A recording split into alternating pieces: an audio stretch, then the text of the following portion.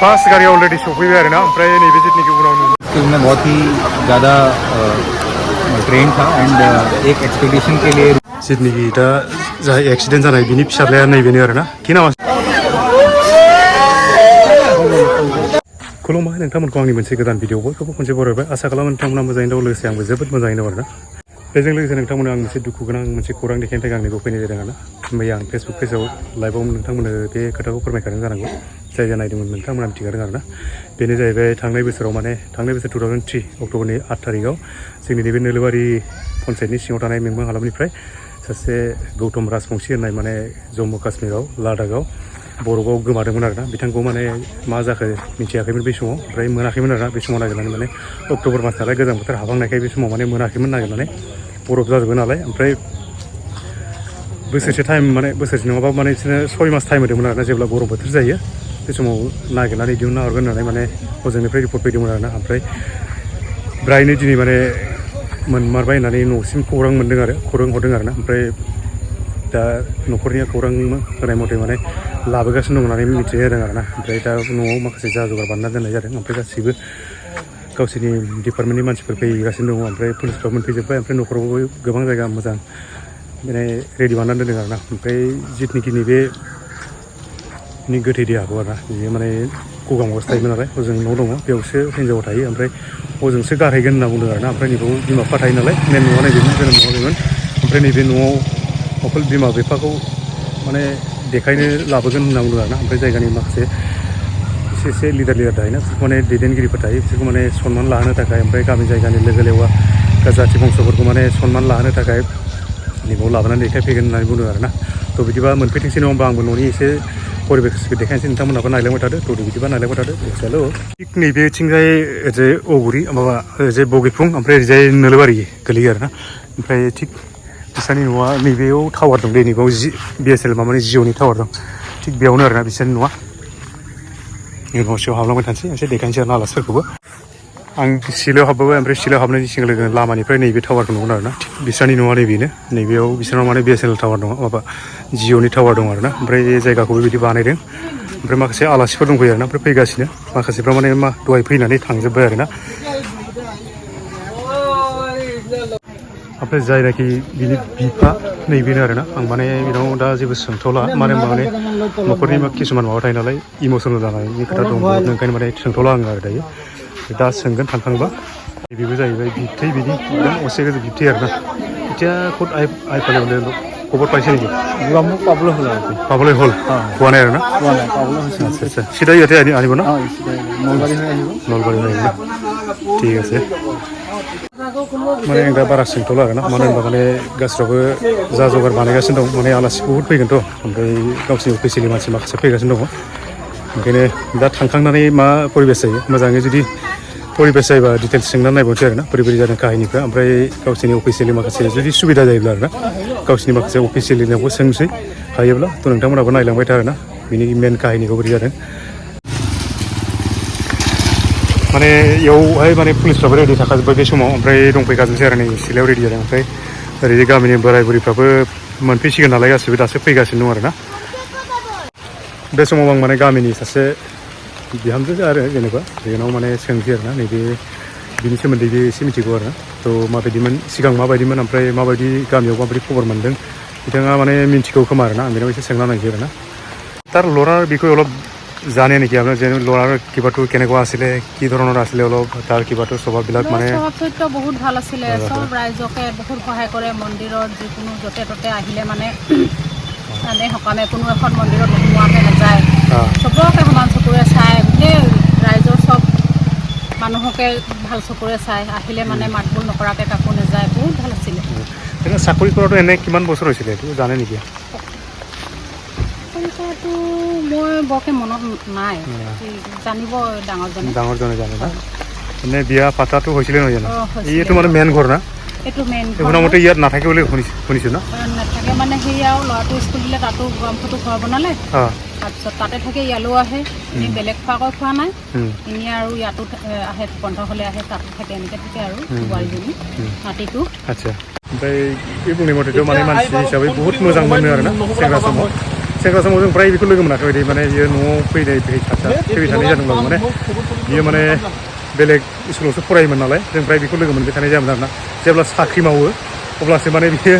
न'आव थानानै माने जों फ्राय लोगो मोननाय जादों आरोना ओंखायनो माने मोजां गाज्रि सावरायलायनाय माने सेंग्रा समनि माबाफोरखौ बारा मिथियामोन नालाय जोबोद अखा हादों ओमफ्राय अखा हानायनि थिखलखांदों थेवबो नै बिसोर जाहैबाय गासिबो गामिनि बुरैफोर आरोना माखासे गथ'फोरबो दङ ओमफ्राय गोथै देहा सफैनायनि सिगां बिसोर माने नेगासिनो दं आरोना बे जाहैबाय बिसोरनि न' दा नैबे जाहैबाय बे जितनिखि दा घटना जानायनि बिफा आरोना তাৰপিছত ঘটনাটো যেতিয়া কিবা হৈছিলে আগত যোৱা বছৰে হৈছিলে নহয় জানো এতিয়া মানে এতিয়া এইটো পাইছে বুলি কেতিয়া গম পালে যেনিবা খবৰটো মানে আমি সোমবাৰ দিনাখন আবেলি 3টামান বজাত খবৰটো পাইছোঁ যেনিবা যোনটো ঘটনা না এইটোতো যোৱা বছৰে হৈছে এতিয়া মানে এইটো যোনটো এতিয়া ঘটনাটো হোৱাৰ পিছত এতিয়া মানে তাৰ দেহটো মানে কেতিয়া পালে বুলি ঘৰত জনালে যেনিবা ইয়াতে বৰ্তমান আমি সোমবাৰ 28 খবৰটো পালোঁ পাইছোঁ বুলি আজি তেওঁলোকে আহি যোৱাকালি কাইলৈ পালেহি কাইলৈৰ পৰা বৰ্তমান আহি গৈছে আজি ইয়াত 5টা বজাত পাবহি বুলি কৈছে তেনেকৈ আমাৰ সকলো পৰিয়ালে সকলো গাঁৱৰ ৰাইজে আহি ইয়াত অপেক্ষা কৰি আছেহি আৰু এতিয়া বিশেষকৈ ইয়াত দৰ্শনটোহে হ'ব দৰ্শনটো কৰি অন্ত্যেষ্টিক্ৰিয়া সমাপন কৰা হ'ব গোৱামুখত ইয়াৰ পৰা আমি গোৱামুখত সকলো ৰাওনা হ'ম ৰাওনা হৈ তাতে সমাপ্ত কৰিম আৰু মানে এইটোৱে আমাৰ দেশৰ গৌৰৱ মৃত্যু ঘটাই শ্বহীদ অমৰ তাৰ কাৰণে আমি বহুত গৌৰৱ হৈছে জেগাৰ হৈ পেলাই গৌৰৱ কৰিছোঁ অমৰ হৈ আছে দেশৰ কাৰণে শ্বহীদ হৈছে যিহেতু অমৰ হৈ থাকিব আমাৰ সকলো দেশৰ গৌৰৱ মোৰ গৌৰৱ ইমান সন্তাপ পোৱা যায় তেওঁলোকে অকল সকলো আহে ইমানেই মোৰ ক'বলগীয়া আনি থকা সময়ত কোনোবা কণ্টেক্টত আছে নেকি যেনিবা যোনে আনি আছে তাৰ লগত কোনোবা কণ্টেক্টত আছে নেকি আছে আচ্ছা মোৰ এই সৰু ল'ৰাটো আছে আচ্ছা তাতে আছে না তাৰ লগতে আহিছে না তাৰ লগতে আছে তেতিয়াহ'লে আহি পাওক নহয় জানো ঠিক আছে दा जाय मुंख्लं जादों आरोना बिनि फिसाज्ला दं बे फिसाज्लाखौ एसे माने देखायना होगोन आरो थ' आं एसे देखायनोसै फिसाज्लाया बेसे देरखो बेसेबां क्लास मोनखो बे फिसाज्लाया माबायदि कन्डिसनाव दं बेखौसो नायदो आरो नोंथांमोना जोबोद दुखु गोनां आरोना जितनिखि दा जाय एक्सिडेन्ट जानाय बिनि फिसाज्लाया नैबेनो आरोना कि नाम आसले बायदि तो कि नाम तो नेपलेना तो सबरके डाঙৰ ना কেইজন আছে তোৰ ভাই ককা এজনে না আচ্ছা কোনটো স্কুলত পঢ়ে ক্ৰাইস্কিং আচ্ছা কি ক্লাছ বুলি কৈছিলে ক্লাছ 3 না ভালকে পঢ়িব দেই ঠিক আছে তো বেनो দেখাইबाय बेनोमोन आरोना फिसाज्लाया माने गथ' मानसि नालाय मा होननानै देखायबाय थानो ओमफ्राय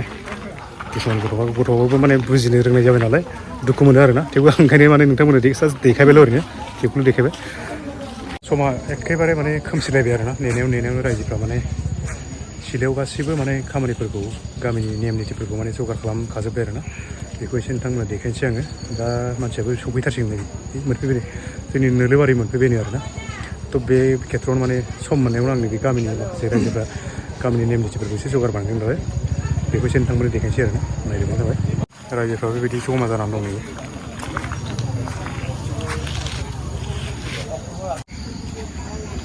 माने बोथोरा बिराद खोमसि जाबाय आरोना बारा मोजां नुनाय नंला आरोना रायजोफ्रा बेबायदि नेगासिनो दं नै ओमफ्राय न'आ थिग ओरैजाय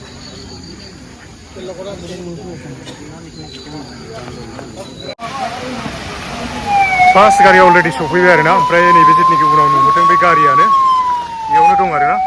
बेयाव फार्स्ट टाइम गारि फैग्रोबाय गंसे ओमफ्राय नैबे गावसोरनि आर्मि गारि आरोना ओमफ्राय जितनिखि नैबे उननि गारि बेयावनो दं आरोना ओमफ्राय लाइटिंआ बहुत नै गावसोरनि अफिसियेलि मानसिफ्रा बेखौनो आरोना ओमफ्राय नैबे जितनिखि निबन दं आरोना बेयो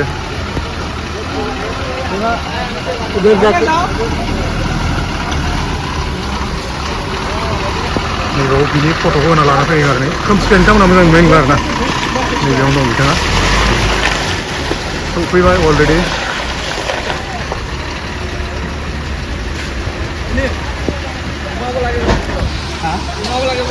ओमफ्राय उनाव माखासे गारि फैबावदों आरोना गावसिनि अफिसियेलि रायजोफ्राबो उनावनो फैजोबो ओमफ्राय बेयावनो फैदों आरोना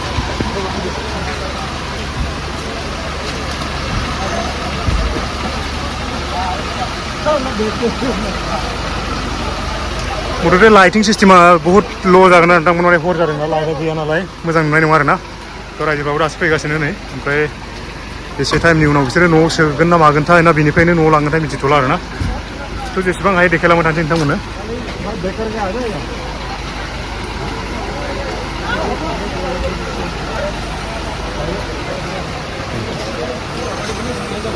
मानसिखौबो लाबोबाय ओमफ्राय रायजोफ्राबो नैबेबायदि आरोना ओमफ्राय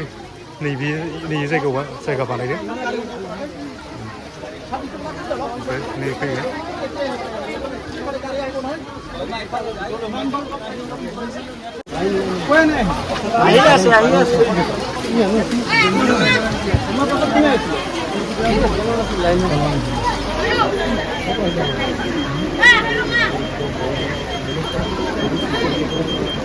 भिडिअ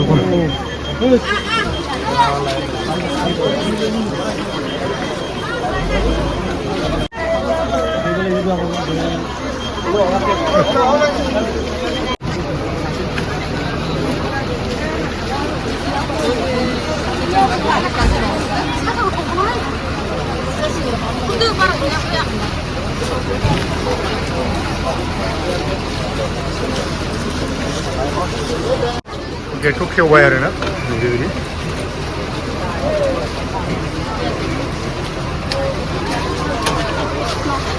कृष्ण कृष्ण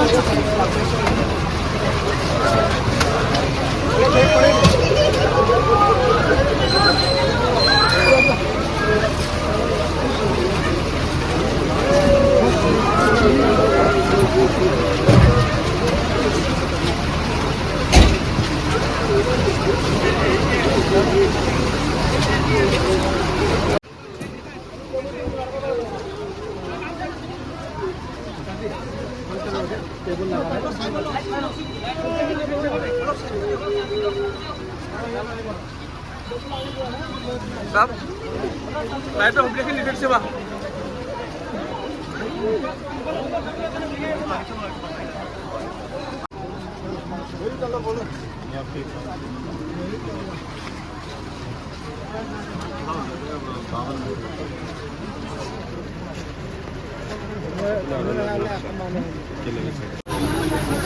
रास्ता तो है ना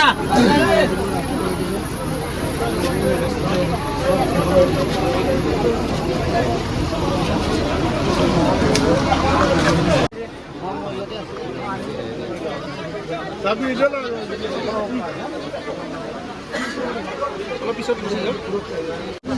ओमफ्राय नैबे जायगाखौ बेबायदि बानायबाय आरोना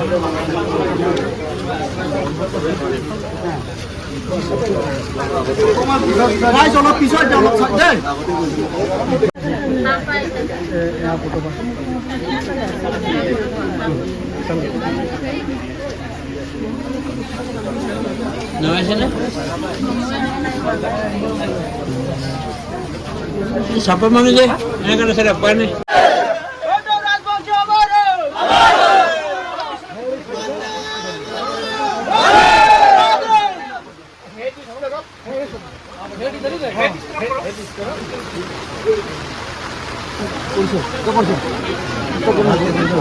Balik orang di video.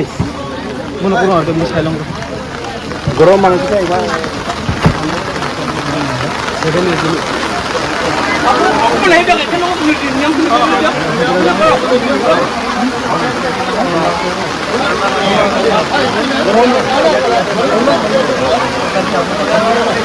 नै आंबो खोन्थादों आरो बिफाया गिबि माने बिबार बावग्रोनो नागिरदों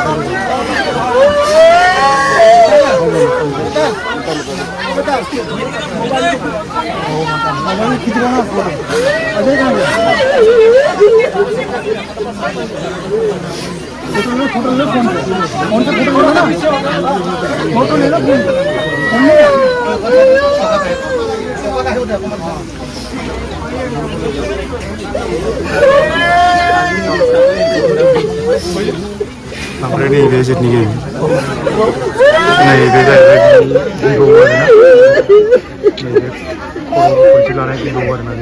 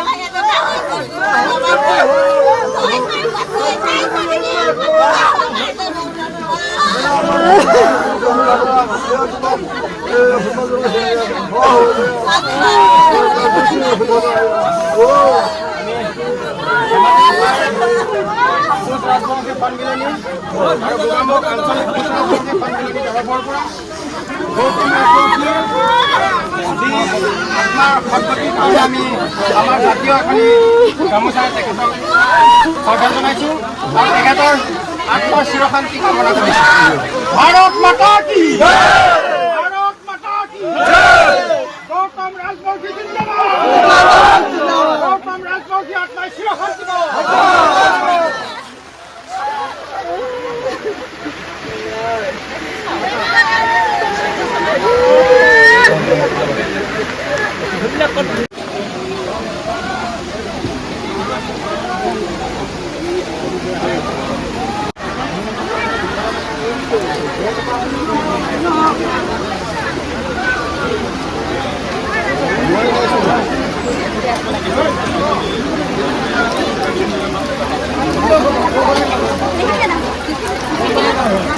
रिपोर्ट कर लीजिए। हाँ रिपोर्ट हो गया sir. Naik Rajvanshi Indian army के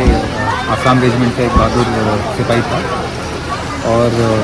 ये गुलमर्ग में स्थित high altitude mountaineering and warfare school में पोस्टेड था, जहाँ पर ये एज ए इंस्ट्रक्टर की तरह तैनात था। और ये माउंटेनियरिंग स्कूल में बहुत ही ज़्यादा ट्रेन था एंड एक एक्सपीडिशन के लिए रूट ओपनिंग के दौरान एक एवलॉन्च की वजह से नायक राजवंशी और 4 इनके साथी एवलॉन्च की के द्वारा आई गई आइस शीट के नीचे दब गए, जिसके कारण उनकी ये वीर गति को प्राप्त हुआ। फाइनली पूरा विंटर्स का मौसम निकलने के बाद दोबारा जब रेस्क्यू ऑपरेशन किया गया तो 7 जुलाई को इनके मॉर्टल रिमेन्स को वहाँ से रिट्रीव किया गया और उसके बाद अब फाइनली उनके घर इनके पेरेंट्स के पास ठीक है सर। চৰকাৰী বিভাগীয় আৰক্ষী তথা ভাৰতীয় সেনা পক্ষে নেতৃবৃন্দৰ পক্ষে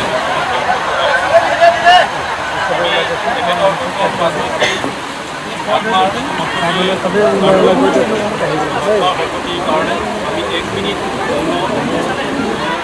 আমি অৱলম্বন কৰিব বিচাৰিছোঁ। তেখেতৰ আত্মাই যাতে স্বৰ্গত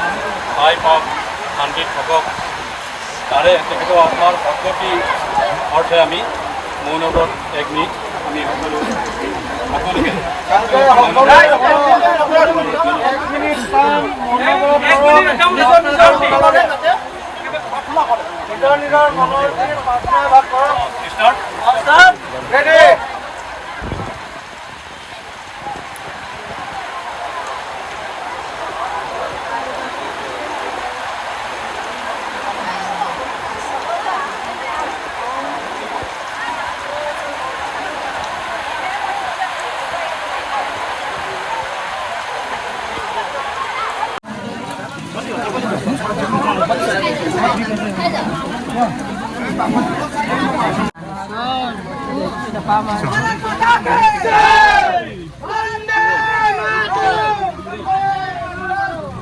भारत माता के भारत माता के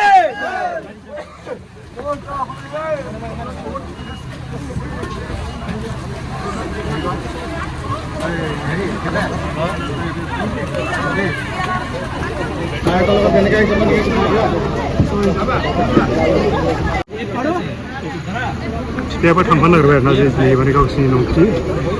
जे जायगायाव गारहैगोन बिफायाबो थांफानो नागिरबाय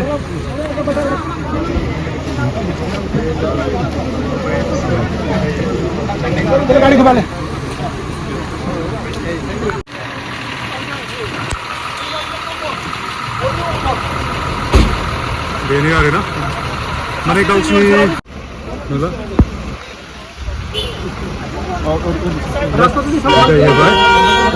ओरै नोलोबारिनिफ्राय फैनानै ओमफ्राय ओरै बरला थांसिगोन आरो बिसोर ओरै ओंखारलांसिगोन ओमफ्राय गगामुगाव मोनहैसिगोन आरोना बिसोरो गासिबो ओंखारजोब्बाय गासिबो रेडि जाखाजोब्बाय ओंखारनो गारियाव सोफिनबाय आरोना गासैबो माने न'खरनिफ्रायबो गाखोजोब्बाय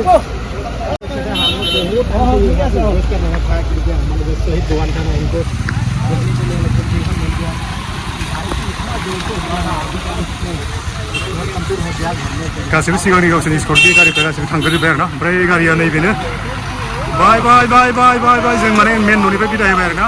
बेनिफ्राय थांबाय जायगाया बिराद फिसाथ' ओमफ्राय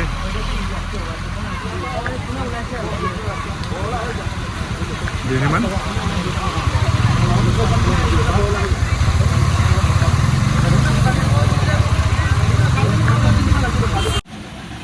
जोबोद टेक जायगाया जोबोद टेक आरोना माने गारि